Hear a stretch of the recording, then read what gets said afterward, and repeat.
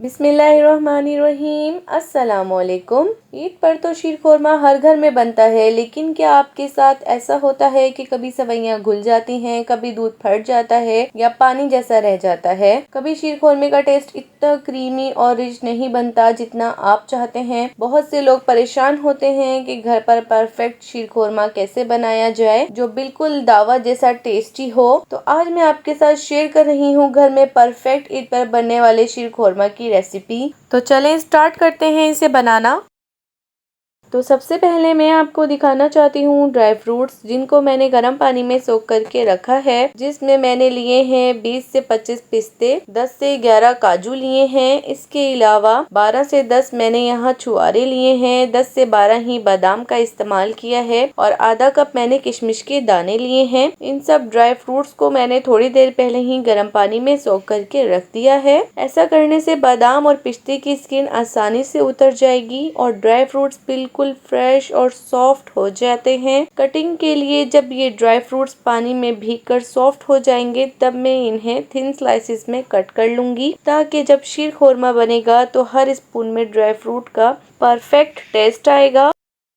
यहाँ मैंने एक पैकेट सवैयाँ ली है। अगर आप इसे मेजर करें तो ये 100 ग्राम्स हैं। इन्हें मैं हल्का हल्का तोड़ रही हूँ। सवैयों को तोड़ने का रीज़न ये है कि जब शीर खोरमा बनेगा तो सवैयाँ दूध में अच्छी तरह पकेंगी और खाने में और भी ज़्यादा अच्छी लगेंगी। अगर सवैयाँ बहुत लंबी लंबी रह जाएं तो कभी कभी सर्व करते वक्त खाते हुए थोड़ी मुश्किल हो जाती है।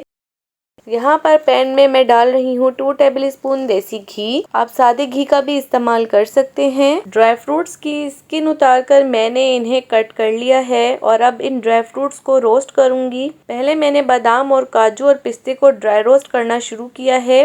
इनका रोस्टिंग टाइम थोड़ा अलग होता है। गैस की फ्लेम बिल्कुल लो है, तो बिल्कुल लो फ्लेम पर ही मैं इन्हें रोस्ट करूंगी, वरना ये जल जाएंगे। तकरीबन 30 मिनट तक मैं इन्हें बिल्कुल लो फ्लेम पर रोस्ट करूंगी। आपने चम्मच इसमें चलाते रहना है। और अब मैं इसमें ऐड करूंगी छुहारे, जिनको मैंने बारीक कट कर लिया है।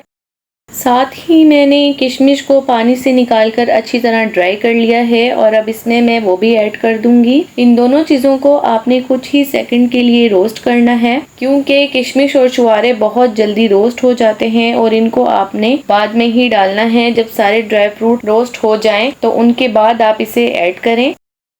अब दोबारा इस पैन में मैंने 2 टेबल स्पून देसी घी डाला है। इसमें अब मैं सवैयों को रोस्ट करूंगी। फ्लेम को आपने लो ही रखना है। रोस्ट करने से सवैयों का कलर थोड़ा गोल्डन हो जाता है और इसकी खुशबू बहुत ही कमाल की हो जाती है। ये स्टेप शीर खोरमे के टेस्ट के लिए बहुत ही परफेक्ट होता है, क्योंकि जब सवैयां घी में रोस्ट होती हैं तो उनका फ्लेवर और भी ज्यादा रिच और मजेदार हो जाता है। बस कंटिन्यूसली इसको हल्का हल्का चलाते रहें ताकि सवैयां जले नहीं और इवनली रोस्ट हो जाएं। जब सवैयों का कलर गोल्डन हो जाए और अच्छी सी खुशबू आने लगे तो समझ जाएं कि सवैयां अच्छे से रोस्ट हो गई हैं। तो जब सवैयां रोस्ट हो जाएं तो इन्हें आप अलग प्लेट में निकाल लें, ताकि पैन की हीट से ये ओवर कुक ना हो। अब यहाँ पर एक कढ़ाई में मैं शामिल कर रही हूँ आधा कप जितना मिल्क पाउडर। अच्छा, यहाँ पर आपने टी वाइटनर का यूज नहीं करना, मिल्क पाउडर ही लेना है। जिस कप से मैंने मिल्क पाउडर डाला है अब उसी कप से मैं इसमें शामिल करूंगी 3 कप पानी, ताकि इसको अच्छी तरह डिसॉल्व करके दूध तैयार कर सकें। पाउडर को पानी में मिक्स करना है, बहुत जरूरी है, ताकि कोई भी लम्स ना रहे। फ्लेम मैंने अभी ऑन नहीं की है। पहले मिल्क पाउडर को अच्छी तरह पानी में मिक्स करना है, ताकि मिल्क पाउडर पानी में अच्छी तरह डिसॉल्व हो जाए। अब यहाँ मैंने लिया है 2 लीटर फुल क्रीम मिल्क। मैंने टेट्रा पैक यूज किया है। आप चाहें तो आप खुला दूध भी यूज कर सकते हैं। दूध आपका अच्छी क्वालिटी का होना चाहिए। और अब इस दूध को मैं मीडियम फ्लेम पर पकाऊंगी। साथ साथ में इसमें चम्मच भी चलाती रहूंगी, ताकि दूध नीचे से ना लगे। यहाँ पर इसको बॉयल आ चुका है। इसको मैंने तकरीबन 5 मिनट के लिए बॉयल किया था, ताकि जब मैं सवैयां इसमें ऐड करूँ तो शीर खोरमे का परफेक्ट टेस्ट आए। अब इसमें जो नट्स मैंने रोस्ट किए हैं वो इस पॉइंट पर ऐड कर देंगे। और साथ ही इसमें अच्छी खुशबू और फ्लेवर इनहेंस करने के लिए 4 सब्ज इलायचियों के बीज मैंने इसमें डाले हैं और इन्हें दरदरा सा कूट लिया है। अब ये भी मैं इसमें शामिल कर दूंगी। इससे इनका फ्लेवर और उसकी खुशबू दोनों ही एनहेंस होती हैं। अब इन तमाम चीज़ों को भी दूध के साथ पका लेंगे 5 मिनट तक, क्योंकि इसमें जो छुआरे ऐड किए हैं तो वो दूध में पकने के बाद सॉफ्ट हो जाएंगे। दूध को पकते हुए 5 मिनट हो गए हैं नट्स के साथ। अब इस स्टेप पर मैं इसमें खोया ऐड कर रही हूँ 150 ग्राम। ये खोया मैंने होममेड तैयार किया है। अगर आपके पास खोया नहीं है तो आप खोए की जगह इसका अल्टरनेट क्या ऐड कर सकते हैं, तो ये मैं आपको आगे वीडियो में बताऊंगी। दूध में आपने चम्मच अच्छी तरह घुमाते रहना है ताकि दूध में खोया अच्छी तरह से डिजोल्व हो जाए और कोई लम्स ना रहे। खोया ऐड करने से शीरखुरमे का कलर और भी ज्यादा क्रीमी और रिच हो जाता है।